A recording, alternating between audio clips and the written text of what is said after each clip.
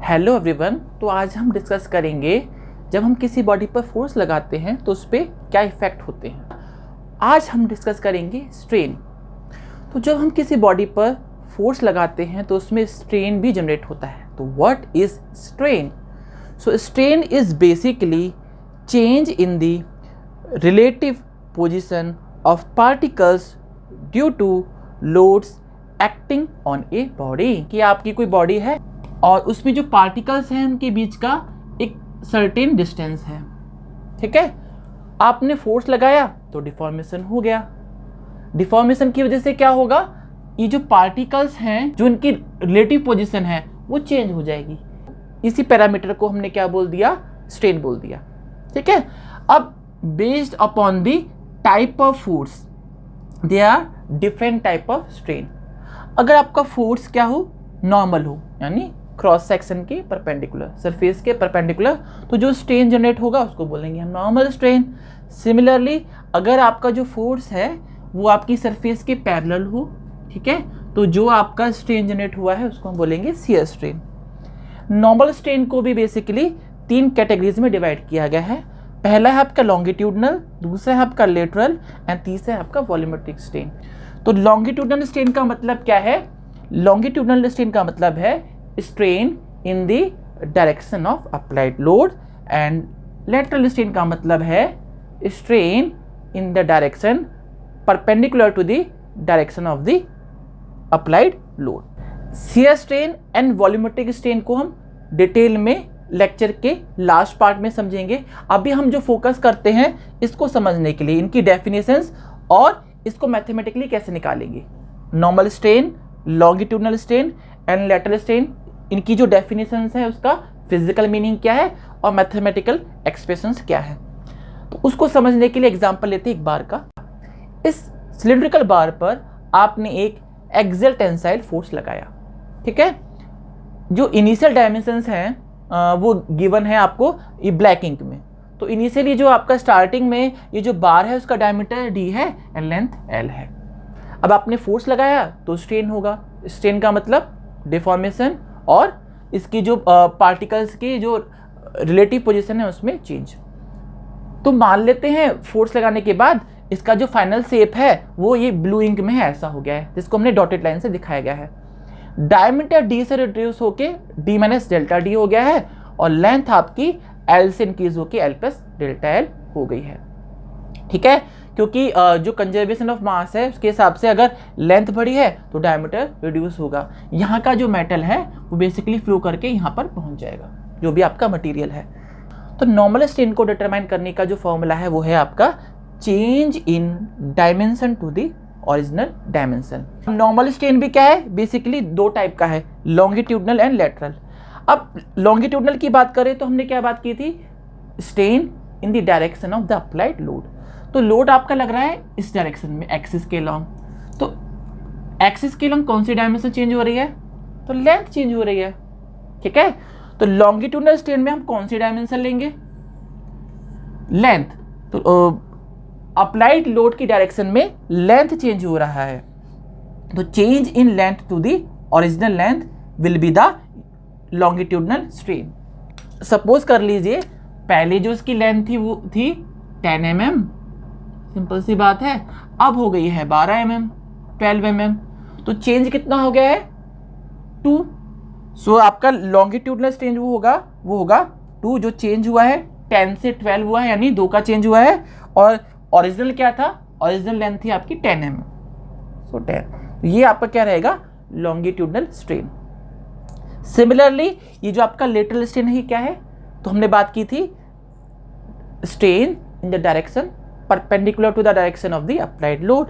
तो आपका जो लोड है वो एक्सिस के लॉन्ग लग रहा है और उसके परपेंडिकुलर डायरेक्शन में जो डायमेंशन चेंज हो रही है वो बेसिकली क्या है, डायमीटर।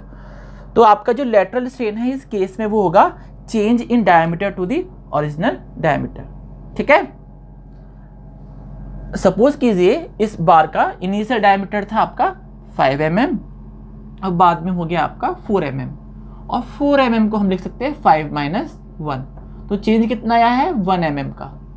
तो यहाँ पर आपका लेटरल स्ट्रेन हो जाएगा 1, जो change in diameter, and original क्या है आपका 5। तो इस तरीके से हम बेसिकली स्ट्रेन निकाल सकते हैं, लॉन्गिट्यूडनल एंड लेटरल स्ट्रेन। तो आगे डिस्कस कर लेते हैं, एक और पैरामीटर है जिसको हम बोलते हैं पॉइजन्स रेशियो। बहुत सिंपल चीज़ है। ये क्या होता है, ये रेशियो होता है lateral strain to the longitudinal strain. अब आप कंफ्यूज मत होइएगा, लेटरल स्ट्रेन को हम ट्रांसवर्स स्ट्रेन भी बोलते हैं। तो अगर हम बात करें सिंबल्स की, तो जैसे कि मैंने सिंबल्स लिखे हुए हैं, नॉर्मल स्ट्रेन को आप एप्सिलॉन से डिनोट करते हैं, सी स्ट्रेन को गामा से। लॉन्गिट्यूडनल स्ट्रेन को आप एप्सिलॉन एल से डिनोट करते हैं, और लेटरल या फिर ट्रांसवर्स स्ट्रेन को आप डिनोट करते हैं epsilon T. Normal, longitudinal and lateral strain को हम एक दूसरे एग्जाम्पल, जो एक क्यूबॉइड का एग्जाम्पल है, उससे समझते हैं। सो सपोज कीजिए क्यूबॉइड है जिसपे एक्स डायरेक्शन में एक फोर्स लग रहा है P, और जो इसकी इनिशियल डायमेंशन है इस क्यूबॉइड की वो है x, y एंड z। ठीक है, अब फोर्स की वजह से क्या होगा, स्ट्रेन होगा, और स्ट्रेन की वजह से मानते हैं इसमें जो डिफॉर्मेशन के बाद जो इसका शेप है वो ऐसा है। x में इसकी जो डायमेंशन हो गई है वो है x plus del x, y में आपका y minus del y, and z में आपका z माइनस डेल z। ठीक है, जैसा कि हमको पता है नॉर्मल स्ट्रेन क्या है, change in dimension to the original dimension, ऐसे हम कैलकुलेट करते हैं। और जो लॉन्गिट्यूडनल स्ट्रेन था वो क्या है, strain in the direction of the applied load. तो हम लोड अप्लाई कर रहे हैं एक्स डायरेक्शन में, तो एक्स डायरेक्शन में जो भी आपका स्ट्रेन हो रहा है वो आपका कहलाएगा लॉन्गिट्यूडनल स्ट्रेन। चेंज क्या रहा है, डेल एक्स। ठीक है, और ओरिजिनल क्या था आपका एक्स। इसको एग्जाम्पल के थ्रू भी देख लेते हैं। इनिशियल इसकी जो एक्स डायमेंशन थी वो थी 4 mm, और बाद में हो गई है 6 mm, यानी चेंज जो आया है वो आपका 2 mm, यानी डेल एक्स क्या है आपका 2 mm, और एक्स क्या था आपका 4 mm। तो इस तरीके से हम निकाल सकते हैं लॉन्गिट्यूडनल स्ट्रेन। बेसिकली ट्रांसवर्स या फिर लेटरल स्ट्रेन क्या होता है, strain in the direction perpendicular to the applied load. तो लोड एक्स डायरेक्शन में है, तो वाई एंड जेड डायरेक्शन में जो भी आपका स्ट्रेन हो रहा है उसको हम बोलेंगे ट्रांसवर्स स्ट्रेन। सो इस केस में आपके ट्रांसवर्स स्ट्रेन या फिर लेटरल स्ट्रेन एप्सिलॉन वाई होगा एंड एप्सिलॉन जेड। ठीक है, एग्जाम्पल के थ्रू ही देख लेते हैं। अगर इसके इनिशियल जो है हाइट है इसकी जो है 5 है, एंड फाइनल हो गया 4, एंड जो इसकी विथ है वो इनिशियल विथ है आपकी 3, एंड फाइनल हो गया है 2। और इस एग्जाम्पल के थ्रू अगर देखेंगे तो एप्सिलॉन वाई होगा आपका डेल वाई अपॉन वाई, जो है आपका 1/5। सिमिलरली एप्सिलॉन जेड क्या होगा, ओनली 1/3। एक ऑब्जर्वेशन ये है कि every longitudinal strain is associated with 2 lateral strain. तो जैसा कि आप देख सकते हैं कि यहाँ पर एक फोर्स की वजह से, ठीक है, एक तो लॉन्गिट्यूडनल हो रहा है और 2 लेटरल स्ट्रेन हो रहे हैं। ठीक है, जो एप्सिलॉन वाई है एंड एप्सिलॉन जेड है। दूसरी ऑब्जर्वेशन आप देख सकते हैं ये है कि longitudinal and lateral strain are always opposite in nature. जैसा कि हम देख सकते हैं जो लॉन्गिट्यूडनल स्ट्रेन है वो पॉजिटिव है, क्योंकि लेंथ क्या हो रही है, बढ़ रही है, 4 से 6 हो रही है, सो 2 क्या है, पॉजिटिव है। एंड जो लेटरल स्ट्रेन है दोनों आपके epsilon y and epsilon z, ये क्या है, नेगेटिव इन नेचर, क्योंकि इसमें क्या हो रहा है बेसिकली वाई में भी 5 to 4 हो रहा है, डिक्रीमेंट हो रहा है, सो यहाँ पे 1 क्या है, ये भी माइनस है, और z में भी 3 to 2 हो रहा है, यानी ये भी आपका 1 माइनस है ना। इसके आगे हम देख सकते हैं जो पॉइजन रेशियो है बेसिकली वो वेरी करता है 0 से लेके 0.5, और जो मैक्सिमम वैल्यू है पॉइजन रेशियो की वो होती है 0.5 for rubber, and general value जो पॉइजन रेशियो की है फॉर मेटल्स वो वेरी करती है 0.25 से 0.33। अब तो लेक्चर के आखिरी पोर्शन में हम डिस्कस करने वाले हैं शियर स्ट्रेन। तो शियर स्ट्रेन होता क्या है बेसिकली, जैसा कि हमको पता है कि जब हम किसी बॉडी पर टेंजेंशियल फोर्स लगाते हैं तब उसके अंदर जो स्ट्रेन होता है उसको हम शियर स्ट्रेन बोलते हैं। जैसे कि एग्जांपल ले लीजिए, ये कोई आपकी बॉडी है और इनिशियली इसकी पोजीशन ऐसे है, ठीक है, यानी टेंजेंशियल लोड लगाया, तब इस साइड को देखिए आप, तो ये जो साइड है ये आपकी डिफॉर्म हो रही है। सो इसी को दिखाने के लिए यहाँ पर एक डायग्राम है। इनिशियली क्या है आपका, ब्लैक में इनिशियल पोजीशन है आपके बॉडी की, आपने उस पर लगाया शियर फोर्स, टेंजेंशियल लोड लगाया, तो वो डिफॉर्म हो रहा है, और डिफॉर्मेशन के बाद ये जो डॉटेड लाइन में दिख रहा है ब्लू में, ये उसकी पोजीशन है। अगर हम डेफिनेशन देखिए सी स्ट्रेन की, तो ये क्या है, change in initial right angle between two line elements which are parallel to x and y axis respectively. तो अब उसको समझते हैं क्या कह रहा है। तो पहले ये जो आपके लाइन सेगमेंट्स हैं A B and B D, जब लोड नहीं लगा था और डिफॉर्मेशन नहीं था तो ये राइट एंगल पे थे, 90 डिग्री के एंगल पे थे। लोड लगाने की वजह से डिफॉर्मेशन हुआ है और बॉडी का डिस्टॉर्शन हुआ है। जो टॉपमोस्ट सरफेस है उसका डिस्प्लेसमेंट हुआ है बाय डेल्टा। अब जैसे कि हमको पता है नॉर्मल स्ट्रेन को निकालने का जो फॉर्मूला था वो था आपका change in dimension to the original dimension. अब यहाँ पर अगर हम देखें तो अगर इस पूरे बॉडी को देखें और इसको डिफरेंट पार्ट्स में डिवाइड करें, तो अपर सरफेस डेल्टा अमाउंट से डिस्प्लेस हो रही है, उससे नीचे वाली जो आपकी लेयर है वो डेल्टा 1 और नीचे वाली लेयर डेल्टा 2। तो फिर चेंज इन डायमेंशन तो हम इसमें निकाल नहीं सकते। तो आप सी स्ट्रेन को मेजर कैसे करें बताइए। तो एक तरीका है मेजर करने का, उसको इस एंगल से कर सकते हैं। जो लाइन सेगमेंट है ये इनिशियली वर्टिकल था और बाद में हो गया है ये डिफॉर्म हो गया कुछ इस तरह से इंक्लाइन। तो ये जो डिफॉर्मेशन हुआ है उस डिफॉर्मेशन के एंगल को हमने बोला गामा। गामा एंगल पे डिफॉर्म हुआ है ये आपकी लाइन सेगमेंट। जो हाइट है इस बॉडी की वो है कैपिटल एल। तो अब इस सी स्ट्रेन को हम रिप्रेजेंट कैसे कर सकते हैं, तो इस एंगल से ही करते हैं। एंगल से करने से फायदा ये है कि आप अगर इस ट्रायंगल को देखें तो इस ट्रायंगल में अगर आप tan गामा निकालेंगे तो वो क्या होगा डेल्टा बाई एल, और tan गामा जो है वो आपका डेल्टा 1 बाई L1 भी हो सकता है, डेल्टा 2 बाई भी L2 भी हो सकता है एंड डेल्टा 3 बाई L3 भी हो सकता है। हर लेयर का डिस्प्लेसमेंट जो है इनिशियल पोजीशन से वो अलग है, डेल्टा 1 डेल्टा 2 डेल्टा 3। बट अगर एंगल की बात करें तो एंगल तो सेम ही है, सेम एंगल पे हर एक लेयर जो है डिफॉर्म हो रही है। तो ये बेटर तरीका होगा आप एंगल के फॉर्म में सी स्ट्रेन को डिफाइन करें। तो इस ट्रायंगल को ले लीजिए और बेसिक ट्रिग्नोमेट्री लगा दीजिए। तो tan गामा क्या हो जाएगा, perpendicular to the base delta by L. अब जैसा कि हमको पता है कि वेरी स्मॉल अमाउंट के लिए, क्योंकि अगर आप देखें जो डिफॉर्मेशन का एंगल होगा बहुत कम होगा, तो वेरी स्मॉल वैल्यू के लिए आप tan गामा को गामा भी लिख सकते हैं। तो सिंपली आपका जो सी स्ट्रेन है वो गामा है और जो डिफॉर्मेशन एंगल है वो आपका हो जाएगा डेल्टा बाई एल।